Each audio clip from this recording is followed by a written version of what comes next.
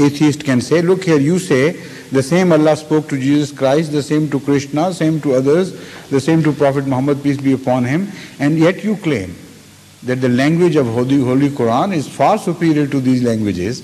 The message contained there is much more excellent and so on and so forth. So it couldn't be the same Allah. Or maybe at the early stage he knew little and his language was not perfect. And gradually he evolved into this God, but you deny this God, such a God. So the very concept of God would go overboard. Only in the light of, as I understand, I have just explained, this phenomena can be explained away. This paradox can be removed. That the receiving set sometimes is weaker and the remitting power station remains the same. Yet some radio sets receive them with such distortions and such noises that you cannot understand what is said. Sometimes you misunderstand, in fact. And sometimes it is so clear and so defined that it is impossible for you to miss the message. Each word is distinctly said. This reminds me of a very interesting experience of a child from America, an Ahmadi child, and I quote it as an illustration of what I want to explain. There is a child of Dr. Sajid, what is his name? Hassan Sajid. Huh? Muhammad Hussain Sajid, right. And he's, right from the childhood, he's God-loving and he's quite an innocent boy.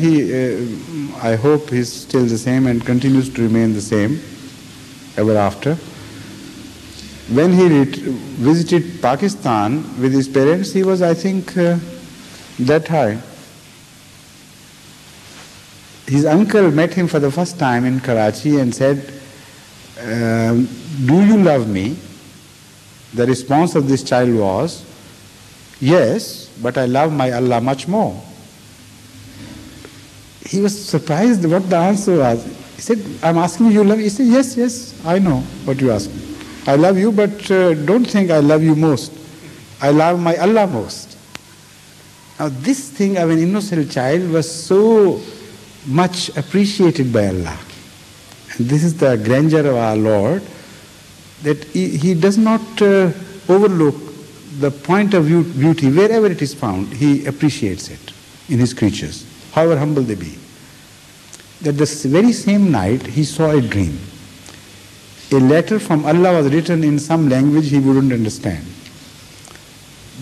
The only word he understood was Hibbo. And in the morning he said, a strange thing happened in the dream. I received a letter from Allah. It addressed to me, and the only word I remember vaguely is Hibbo. It was something like Hibbo. So when it was told to me, I immediately knew the meaning. The message was, Uhibbuka. As you love me, I also love you. But the child's knowledge of Arabic was non-existent. The development of his internal set was not in a higher order, in a higher stage. So all that, keeping in view everything, the very conception of the word Hibbo is enough for him. While a worldly mullah would say, look here, that child is a liar, or our God doesn't know Arabic. This is the verdict of the mullahs of today. Total condemnation of this phenomena, while they don't understand, they have never experienced such things. So this is the phenomena of revelation as it should be understood, and it will explain away many apparent paradoxes in the revelations of various prophets of which we have any record or any mention in the Holy Quran. So I think that should be all for tonight.